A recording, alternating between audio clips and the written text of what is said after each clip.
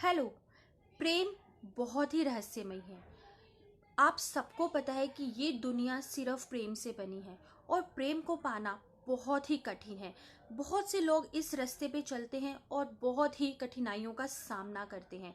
तो अगर आप अपने प्रेमी को मैनिफेस्ट कर रहे हैं तो आपको अपने प्रोसेस में ये गलतियां कभी भी नहीं करनी। क्या है वो गलतियां, वो इस वीडियो में डिस्कस करेंगे। आपको ये गलतियां बिल्कुल भी नहीं करनी अपने प्रोसेस में।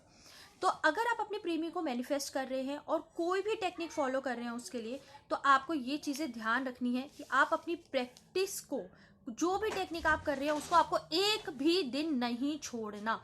अगर आप पॉजिटिव सोच रहे हैं तो आपको ऐसा नहीं करना कि आपने 2 दिन अपने प्रेमी के लिए पॉजिटिव सोचा और तीसरे दिन उसके बारे में नेगेटिव सोचा। जो भी आपकी उससे लड़ाई चल रही है आप उसको सोचने लग गए, आप उसके लिए गलत सोचने लग गए, तो ये आपकी मिस्टेक है।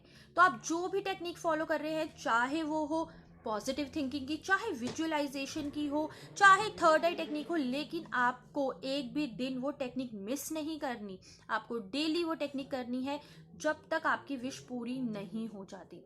नेक्स्ट आपको क्या नहीं करना कि आपको बार बार अपने प्रेमी के पीछे नहीं जाना है।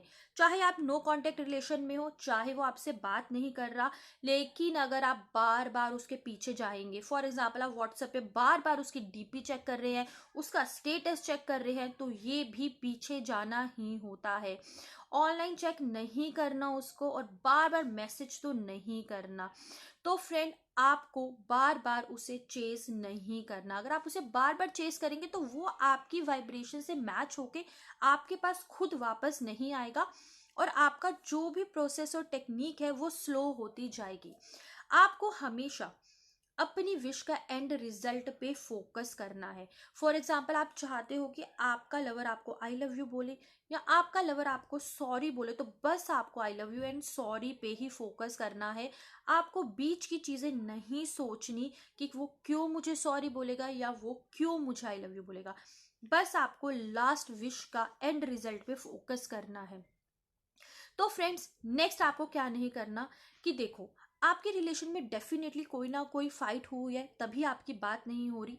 तो हम क्या करते हैं, हम चाहे कोई भी टेक्निक फॉलो करते हैं, लेकिन हम बार बार वो फाइट्स को याद करते हैं। बार बार हम वो बैड मेमोरीज को याद करते हैं कि उसने मुझे ये गलत बोल दिया, उसने मेरी ये बात नहीं मानी, वो ऐसा क्यों कर रहा है। तो आपको ये चीज़ें बंद करनी है कुछ टाइम के लिए। आपको बिल्कुल भी नेगेटिव नहीं सोचना। आपकी चाहे जो भी लड़ाई हो गई हो, आपको लड़ाई के बारे में एक बार भी नहीं सोचना।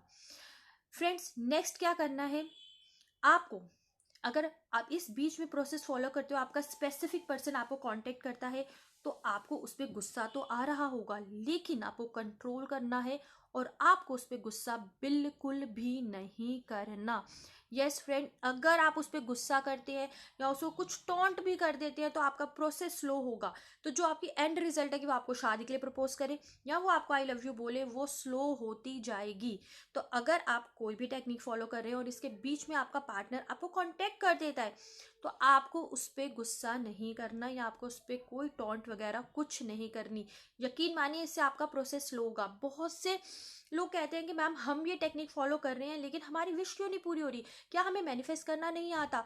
तो फ्रेंड्स, हर पर्सन इस दुनिया में मैनिफेस्ट कर सकता है। आपको अपनी ऊर्जा को ब्रह्मांड की उस लव ऊर्जा से मिलाना है। तो वहां पे नेगेटिविटी, हेट का कोई जगह नहीं है। जहां हेट आई, जहां आपने उसको एक टॉन्ट मारी कि तुमने मेरे साथ ऐसा किया था, वहां पे वो हेट की वाइब्रेशन फैल गई ब्रह्मांड में, तो आपको आगे से भी वही मिलना है। तो अगर आपका स्पेसिफिक पर्सन आपको कांटेक्ट करता है और चाहे आपको गुस्सा भी हो, बट आपने उससे प्यार से बात करनी है, चाहे आप नॉर्मल थोड़ी सी बात करके बात छोड़ दीजिए, बट आपको उस पे कुछ भी रिएक्शन गुस्से में नहीं देना। अगर आप ये सारी चीजें फॉलो करेंगे तो आप अपनी कोई भी विश पूरी कर सकते हैं। कोई भी विश फ्रेंड्स, चाहे वो प्रेम से रिलेटेड हो, चाहे वो पैसे से रिलेटेड हो। Thank you.